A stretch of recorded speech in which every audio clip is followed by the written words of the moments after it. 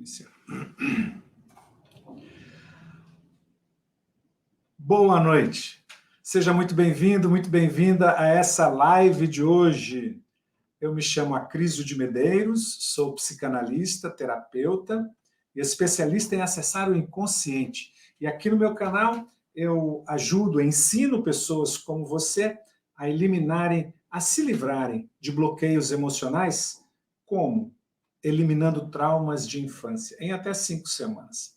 Bom, é um prazer estar com vocês aqui nessa live de hoje. Genie Dornella, seja bem-vinda. Alcindo, bem-vindo. Lúcia, bem-vinda. Bom, legal. Todos vocês, aproveita, já compartilha isso aqui, porque vai ter uma entrevista assim maravilhosa. Vai acontecer a revelação de algumas informações sobre autoconhecimento que talvez você nunca tenha ouvido falar. Boa noite, Ana Lúcia, Mônica. Matemática fácil com a Cris, olha só, seja bem-vinda. E para fazer essa entrevista, essa abordagem, eu convidei uma pessoa muito especial para entrevistar. Não é ela que será entrevistada, ela vai ser a entrevistadora, tá bom? Vou chamá-la já agora, aqui para conversar com a gente, vou apresentá-la a vocês, e ela se chama, deixa eu chamar aqui, antes, aqui no Instagram. Espera aí, deixa eu ver se ela está aqui pelo Instagram. Entrou no Instagram, entra no Instagram aí. Carla. Mandei um oi aí no Instagram. Carla Fabiana, cadê você? Vitória Rocha. Só para te ver. Enquanto ela entra, o assunto nosso vai ser autoconhecimento. Mas o autoconhecimento de uma forma que você possa entender os bastidores do autoconhecimento, sabe? Então, vai rolar coisas muito importantes. E quem vai falar sobre isso serei eu, Carla Vitória Rocha. Eu vou... Pronto, vou convidá-la agora. Ela vai me entrevistar e eu vou abrir o jogo aqui com vocês. Mr. M, né? Apareceu aí, cara? No Instagram está travado para mim. No Instagram vou está travado. Sair e entrar de novo. Ok, então, aproveita que você está aí, enquanto a gente faz essa operação no Instagram aqui, vai me entrevistando já, porque estou louco para revelar algumas coisas que eu não sei o que ela vai me perguntar. E vocês podem fazer perguntas também. Tá? Aí. Vamos lá. Boa noite, pessoal. Eu me chamo Carla. Eu trabalho com Acrísio. E eu vi algumas perguntas que vocês fazem, né, no Instagram, no YouTube, no TikTok. E aí surgiu essa ideia de que eu fizesse, né, essas perguntas para o Acrísio, representando vocês. Mas se tiverem aí alguma pergunta também, manda aí que eu já pergunto para ele aqui na hora. É isso aí. Então, uma pergunta que tem muito, Acrísio, no seu Instagram, que as pessoas querem saber é o que é uma crença limitante? O que é uma crença limitante? Bom, enquanto eu respondo, eu estou convidando você aqui no Instagram, Carla. Bom, quero fazer, Carla, uma diferença aqui, sabe? Duas coisinhas. O que é crença limitante, o que é gabarito familiar. O gabarito limitante também. Parece que você não está aparecendo aí no Instagram. Pessoal do Instagram, vai para o YouTube. Vai para o YouTube que o negócio está bom lá. Crença é uma palavrinha que muitas vezes a gente confunde com crença religiosa. Mas crença religiosa, cara, é só uma parte de crenças. Existem crenças sobre muitas coisas. E quando nós falamos de crença limitante, não estamos falando necessariamente de crença religiosa, não, sabe? Mas de coisas, pensamentos, conclusões, sentimentos, comportamentos que nós acreditamos. E isso aconteceu lá na infância. Vou dizer uma. Uma que aconteceu comigo muito recentemente. O meu pai, eu até comentei isso, o meu pai ele era militar e ele era muito ligado em horário, sabe? E eu aprendi isso com ele. E eu adotei esse comportamento sobre horário, que horário deve ser cumprido à risca. Essa crença sobre horário ele pode ser muito positivo. Por exemplo, nas minhas aulas, nos meus atendimentos, eu cumpro à risca o horário de começar e de terminar. Mas em outras situações, esse rigorismo pode ser prejudicial. Então, se torna uma crença, algo que eu acredito sobre o horário, se torna uma crença limitante, porque quando a minha esposa começa a demorar para fazer alguma coisa que eu tenho um horário, ela não está ligada nessa minha crença, ela tem a história dela. Só que aí eu entro em conflito, porque eu fico nervoso demais, sabe? Então, isso é uma crença que me limita. Crenças, elas estão estruturadas na nossa vida entre 6 e 8 anos de idade. E onde que elas acontecem? Na nossa infância, né? Dentro da nossa família. Então, as crenças são crenças familiares. Preconceito contra homossexual, preconceito contra pobre, contra rico, contra religioso, contra o que for, nascem na família. Porque nós nunca questionamos, nós éramos crianças e não questionávamos isso. Porque eram nossos pais, nossa família, sabe? E, nossa, agora você imagina nós adultos funcionando com uma crença, um preconceito, lá da infância. Está totalmente fora do lugar.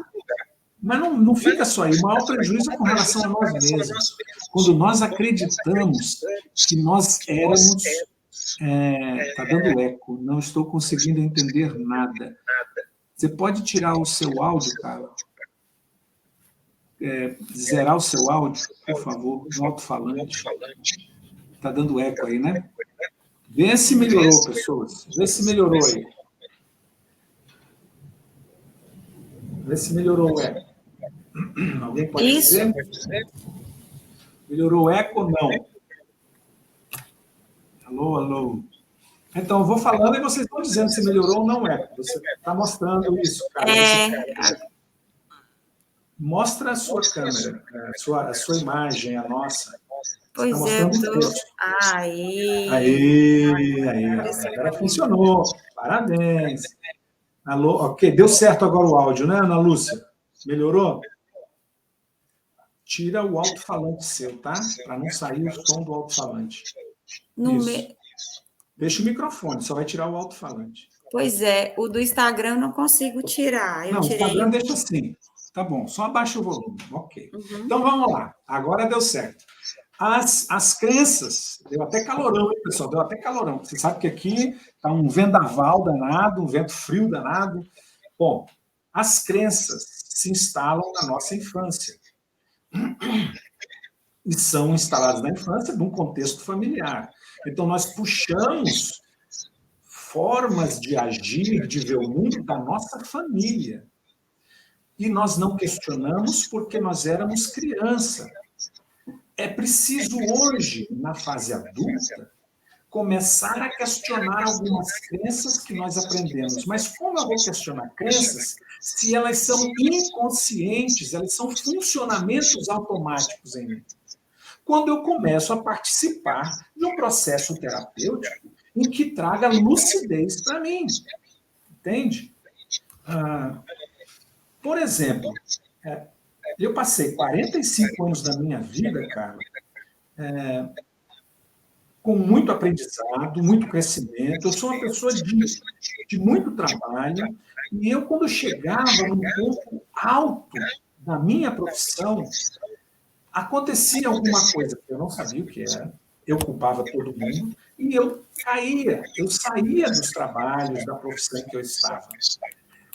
Até eu descobrir que era uma crença que estava instalada em mim e que dizia que sucesso é perigoso, que sucesso não é bom, que dinheiro não é bom, que riqueza não é boa, até eu descobrir isso. Não é só descobrir, é descobrir de onde veio isso. Eu preciso descobrir tudo isso para que eu possa refazer essa crença. E quando eu me permiti, me entendi que não era nada daquilo que eu havia compreendido. Meu pai me dava um dinheirinho para eu comprar pão na padaria, lá em Campo Grande, Mato Grosso do Sul. Eu tinha 8 anos de idade. Quando eu chegava em casa, ele pegava o pão, pegava o troco e dizia, vai lavar a mão que você pegou o dinheiro e dinheiro é sujo. Só que ele não explicava para mim. Ele não explicava que era bactéria, que era fungo, que era Staphylococcus aureus. Não explicava nada disso. Ficou na minha mente que dinheiro é sujo. Inconscientemente. Mas isso se junta a outras falas, outras experiências, que aí várias crenças se unem e formam algo que eu descobri chamado gabarito familiar, que é muito mais forte do que uma crença limitante. Aí você me perguntou sobre crença limitante, eu falei tudo isso, tá? Beleza. Mas foi bom, porque aí ficou completo. Ficou completo. Mas, assim, ó, essa crença limitante, por exemplo, você falou como ela é formada, mas na sua vida... Não, hoje não, porque você conseguiu resolver ela, né? Mas, assim, dá um exemplo para a gente de um fato acontecido na sua vida adulta em que você, tipo, perdeu a oportunidade de melhorar a sua vida financeira e que essa crença, ela estava lá inconsciente, né? Você nem imaginava e que depois você descobriu ela. Aí é dar um exemplo... Isso, um exemplo da sua história, o que aconteceu com você, para a gente poder entender melhor como que isso pode estar na nossa vida hoje. Então, eu brigava no trabalho, eu era intolerante, inflexível no trabalho, eu brigava até com o presidente da empresa, eu dava banana para ele, não banana para você, cara, você não sabe nada, como que eu, um gerente ou um diretor, que eu era de marketing na época, faço isso. Se um camarada faz isso comigo, eu mando ele embora, né? Mas por que eu fazia isso? É porque eu já estava muito próximo do outro nível de muito sucesso e abundância. E aqui dentro eu não podia me aproximar do sucesso e da abundância. Eu não sabia conscientemente. Eu fugi. É como um radar. É como, sabe o piloto automático do carro, que você programa uma velocidade de 80 km por hora e você tira o pé do acelerador e ele faz tudo? Quando o carro chega na descida, ele aumenta a velocidade, mas aí o carro ele diminui a marcha para segurar o carro, para não ir passar das 80 por hora.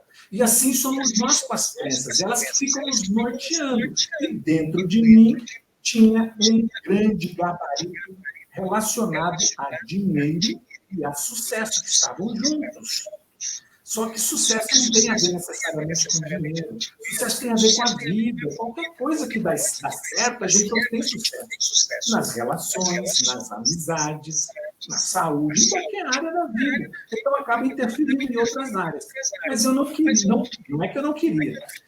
Olha só, a primeira que eu disse, primeira crença que eu puxei do meu pai, dinheiro é sujo.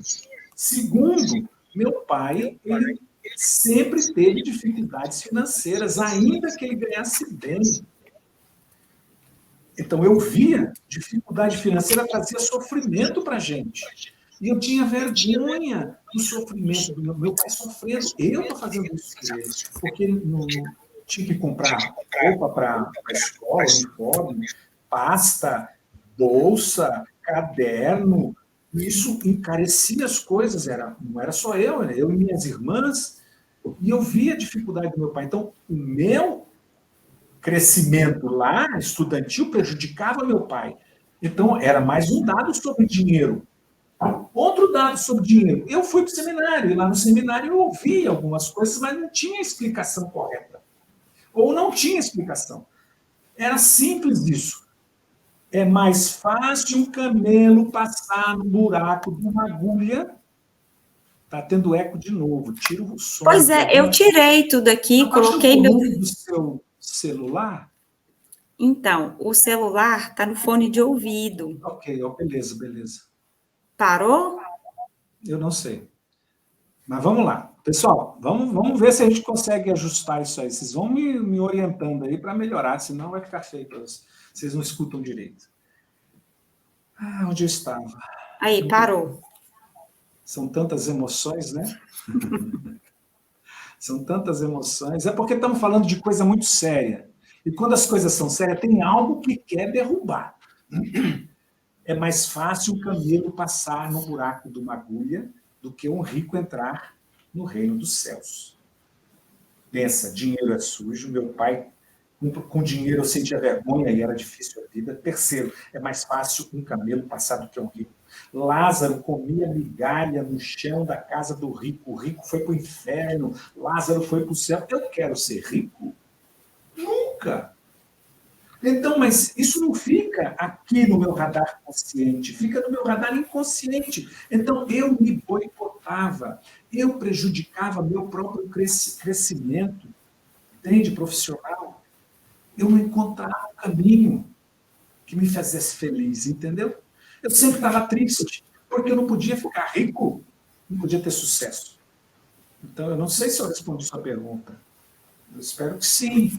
Sim, respondeu e, inclusive, me trouxe uma reflexão muito interessante sobre isso. Na qual?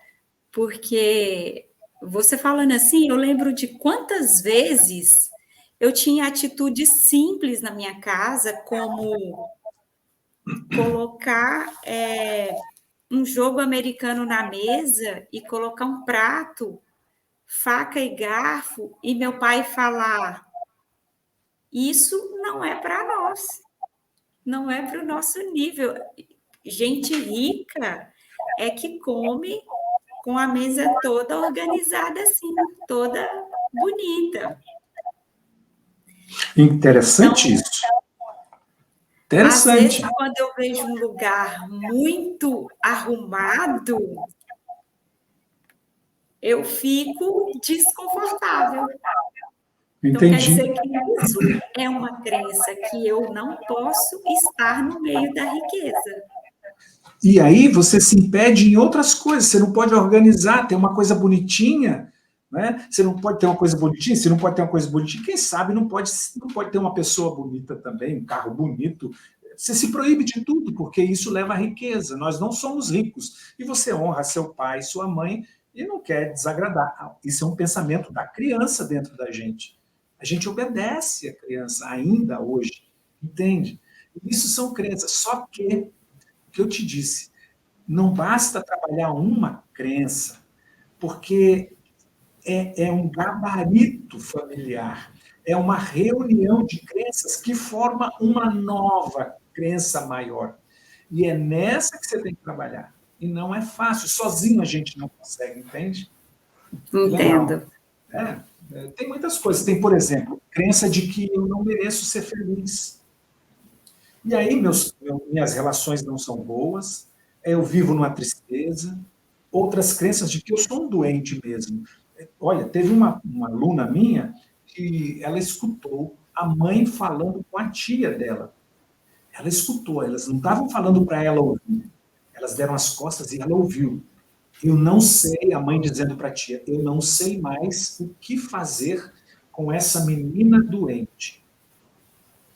E nesse momento, cravou no coração dela um trauma, né?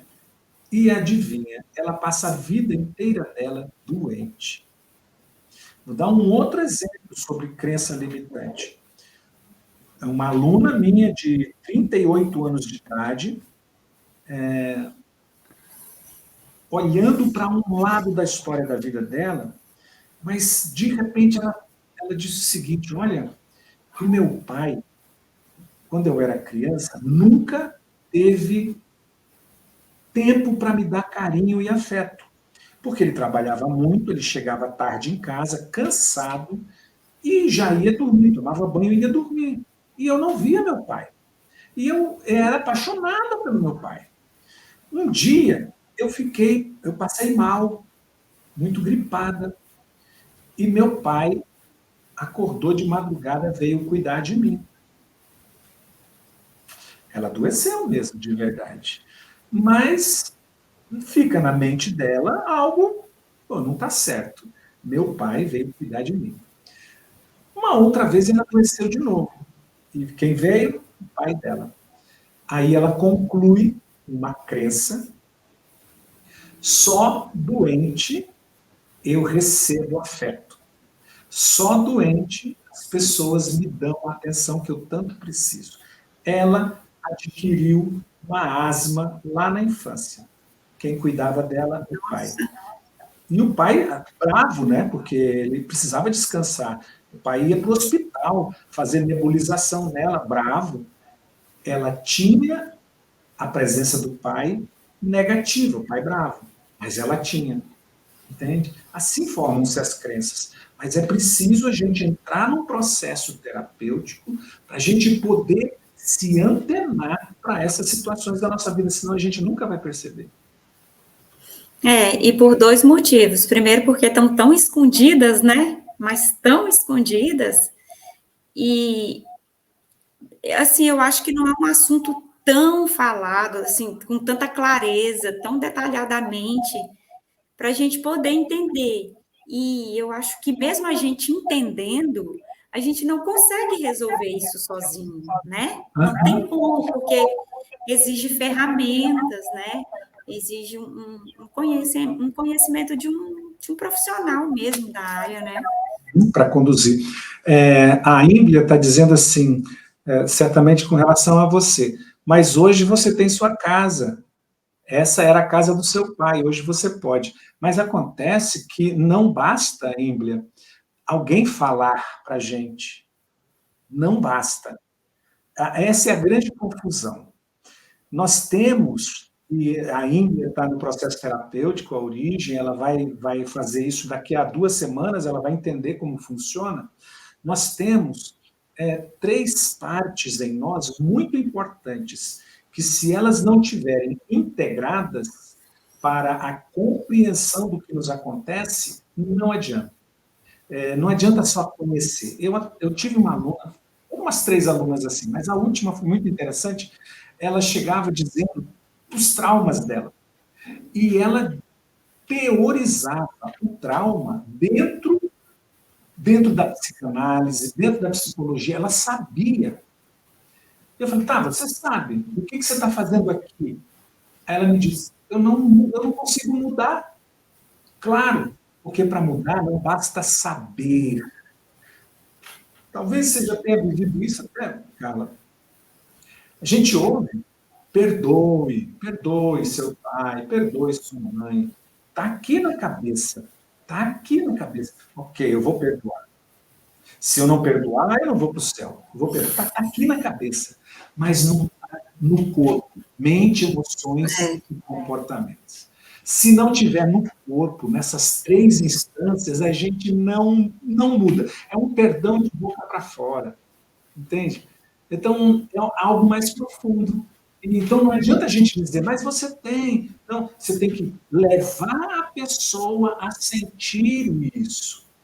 Levar. E é ela, a pessoa, quem tem que ter esse insight. Não é a gente por ela. Porque senão vira um conselho.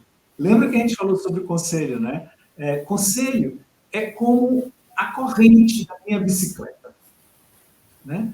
Que ela tem um formato que se gastou, e eu pego a corrente da minha bicicleta e coloco na sua bicicleta, que tem um outro formato que se gastou de outro jeito. Uma estoura a outra. Né? Então, não dá. Tem que fazer o outro entender. Isso é um jeito próprio de você ajudar o outro a se compreender. Né? E quando eu falo compreender, não é cabeça. É mente, emoções e o corpo. São esses 3 juntos. Né? Uhum. Eu lembrei de algo agora que eu acho que é bem interessante e eu gostaria de fazer um comentário rápido sobre isso. Manda bala. A gente falando sobre crença, né? Sobre essa questão de crença. Eu lembro que quando eu tinha, tipo, 4, 5, 6 anos, tudo que eu fazia, minha mãe falava, não tá bom, não é assim que faz de novo. Mas você não sabe fazer nada, você não faz nada certo. Você vai aprender a fazer as coisas quando? Eu já te ensinei isso tantas vezes, mas você não aprende nunca. Assim, várias falas assim. E quando eu entrei para a escola, eu sempre ficava por último dentro da sala. Sempre a última a sair na sala. Quando eu fiz segunda série, terceira série, assim, meu caderno era todo enfeitado. A minha letra é muito grande, desenhada, bem bonita, bem... E na segunda, terceira, quarta, quinta, sexta série, as professoras pegavam o meu caderno. Dava no final do ano, elas falavam, posso ficar com o seu caderno? Pode sim ficar com o meu caderno. Eu, aquele capricho todo, né? Tentando fazer o mais bonito possível. Chegou na faculdade, do mesmo jeito. Eu era a última a sair da faculdade, a última a sair da sala. Tudo meu demorava demais para fazer, tentando fazer o mais perfeito possível, aquela coisa assim, né? E praticamente ninguém falava nada, tá legal, não sei o quê, né? Esse reconhecimento. E aí a gente conversando sobre essa questão da crença, quando eu fiz o processo terapêutico pela primeira vez, foi que caiu a ficha para mim por que eu era a última a sair da sala. Por que você era a última a sair da sala? Porque eu ficava com essa voz no meu ouvido, né? Que tudo que eu fazia não estava bom. Eu tinha que melhorar mais ainda. E pensando aqui agora, uma consequência que isso me levou é que quantas coisas eu não consigo desembolar, não consigo sair do lugar, não consigo fazer, porque eu faço e falo, não tá bom, vou ter que fazer de novo. Faço, olho, reviso. Cara, mas esse negócio podia ficar melhor. Eu vou fazer de novo. E ficava nessa. Mas olha quanto tempo eu levei para ter essa sacada. Quanta coisa eu não perdi na minha vida com isso. Eu podia ter saído, ser uma das primeiras a sair da sala de aula, quantos anos atrás. Toda a vida fiquei por último, assim, eu sempre a última. Todo mundo entregava as coisas e eu ficava lá por último. Isso me dava tanta raiva, eu ficava tão nervosa, assim, tão insatisfeita comigo mesmo. E quanto hormônio negativo com isso não foi no meu corpo, né? Prejudicou minha saúde, tanto é que eu tive um período de depressão, né? E eu sarei da depressão graças ao processo terapêutico. Mas a gente acaba pagando um preço muito alto, né? Por não saber essas coisas. Infelizmente, a gente não foi ensinado a olhar para isso, né? Para olhar para a gente. Eu falo que o autoconhecimento hoje, para mim, tinha que vir no pré. No prézinho. O professor tinha que ensinar, tá chorando, tá doendo, o que tá doendo, tá sentindo, o que você tá sentindo? Para ficar, né, não crescermos aí adultos tão doentes, né? Tão frustrados. Bom, parece que o Eco voltou de novo. O Eco é um personagem italiano que participa das nossas lives, sabe? Não sei onde ele está. Não, fica tranquila. Fica tranquila que o Eco ele vai sair já. Melhorou. Pronto. Valeu, Imblia. Valeu. A gente modera o volume de voz, aí o eco diminui, entendeu? Baixa, né? Mas muito então, bem. Tá. Então, eu concedo a última pergunta. Tá.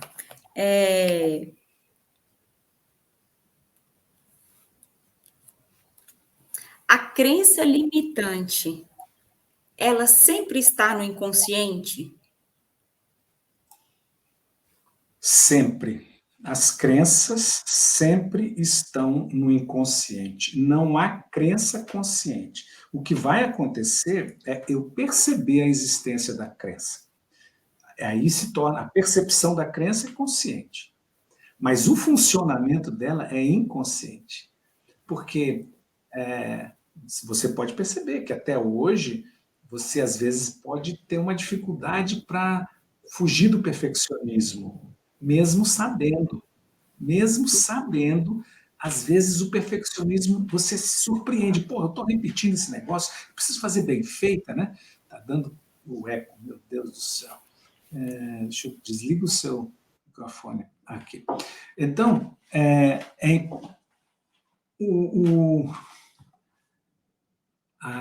onde é que estava? O eco me tira.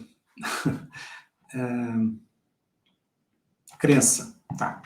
A crença, ela sempre vai ser inconsciente, porque nós não podemos ter atividades conscientes. Nós não suportamos atividades conscientes. Por quê? Porque o nosso espaço mental consciente, ele é pequeno, muito pequeno. E transitório, ele passa logo, dura 15 segundos. Então, tudo que nós temos são programações para que a gente funcione. Agora você imagina, Carla, você com seu computador utilizando a versão 1 do Windows, uma versão grande e pesada. Não funciona, e é assim que a gente está com a versão das nossas crenças antigas. E a gente fica empacando o tempo todo. Então é preciso atualizar a programação. Essas programações de tristeza, de alegria, de raiva, são todas automatizadas. Então, como eu faço? Bom, você vai ter que trazer para o consciente num processo. Trazendo para o consciente, você vai reescrever, como se fosse escrever, vai levá-las de novo para o inconsciente. Daqui a um tempo, talvez seja necessário refazer novamente algumas delas, sabe? Mas essa é a nossa vida. Os programas são atualizados para serem mais leves, mais rápidos, para atenderem necessidades novas, que nós temos também necessidades novas de relacionamento, de saúde, de trabalho, nós temos. Imagina, você sai de um trabalho, entra num... Você, a Carla, sempre foi empresária. Uma empresária solitária, né? Era você. Aí, quando você entra para um novo trabalho em que você precisa dividir as tarefas, negociar muitas coisas, você sente dificuldade, porque tem crenças, aprendizados, programas anteriores que não se adequam a esse novo formato de trabalho. E aí você tem uma resistência. Então, é preciso, com calma, e trocando isso, e trocando isso, e trocando. Aí, vamos supor, você fica 10 anos trabalhando num grupo, depois você vai trabalhar sozinha. Aí você sente a necessidade de conversar com alguém, não dá mais, você precisa tomar decisões sozinha, entende? Então, assim são as nossas crenças, precisam ser atualizadas. E são inconscientes, eu não sei quais são. Eu não sei. Como fazer para saber? Trazer para o consciente num processo. A gente não faz isso sozinhos, tá bom? Era isso. Obrigado, Carla. Eu que agradeço muito. Agradeço a companhia de todo mundo. Espero que eu possa ter ajudado de alguma forma. E vou estudar mais as perguntas lá para a gente poder fazer uma próxima vez, tirar a dúvida de todo mundo. Vamos fazer sim. Tá, ok. Obrigado, Carla. Um abraço. Gratidão. Tchau, tchau. Pode sair do Instagram. Muito bem, pessoas. Hoje para sair isso. Hoje nós falamos sobre crenças, que faz parte do autoconhecimento. Como eu me conheço? Quando eu começo a entender essas funções em mim. E quem foi fuzilado fui eu hoje, né? Então, a Carla nos presenteou com essas perguntas, né? Ela conduziu bem, ajudou muito, né, Cristina? Ela ajudou muito. De nada, Emblia, não é? Isso. Então, é o seguinte, hoje é quinta? É quinta, né? Terça-feira temos mais, terça-feira teremos nova live, né, para vocês. Fiquem por perto, as pessoas perguntam muito sobre processo terapêutico, ele já não tem mais possibilidade de se matricular nesse processo terapêutico, foi encerrado já, né? E quem sabe a gente abra uma próxima turma, né? Mas fique atento, fique por perto aí, que a gente sempre está passando mais informações. Se você gostou, bota um foguinho aí, me diga de onde você está falando, está ouvindo, e mande para mim sugestões de temas, vai ser importante. Eu quero fazer esse perguntando para mim, né? Me colocando na Berlinda do Acrísio, uma vez por mês, talvez, né? Para não abrir muito minha vida também, né? Deixar minha vida toda escancarada, né? Eu estou aqui em Nova Petrópolis, na Serra Gaúcha, onde está fazendo um vendaval muito grande, muita gente sofrendo, muita gente desabrigada. E isso por todo o mundo, né? O clima está judiando de muita gente aí, né? Então, cuidem bem de vocês, né? Cuidem muito bem de vocês. Eu agradeço, fiquem bem, pensem nas crenças. Nem tudo que você acredita deve ser mantido aí dentro. Porque as coisas em que você acredita é que fazem os resultados que você está obtendo hoje. E talvez alguns desses resultados não sejam bons para você. Então, são essas crenças que fazem isso. Então, vamos ficar abertos para essas mudanças. Beijo, Cristina, você do Rio de Janeiro. Tudo de bom para todos vocês.